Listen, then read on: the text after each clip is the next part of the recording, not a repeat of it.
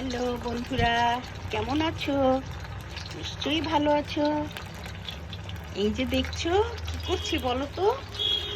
বলতে তো পারবে। ওই যে কিছুদিন আগে বলেছিলাম লোটে মাছ কতভাবে খাওয়া যায়। আজকে লোটে মাছের ফ্রাই করছি, ঝাল ঝাল ফ্রাই। সকাল সকাল উঠে সব কিছু প্রসেস করে এই যে লোটে মাছের ফ্রাই করছি।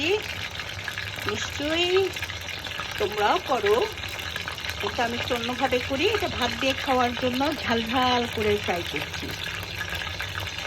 তোমরাও করে খাবে। দেখো কি সুন্দর মাছগুলো, একদম মানে এত ইয়ামি লাগে এগুলো। লোটে মাছ এত ভালো লাগে আমার, এত নরম, কাটা নেই।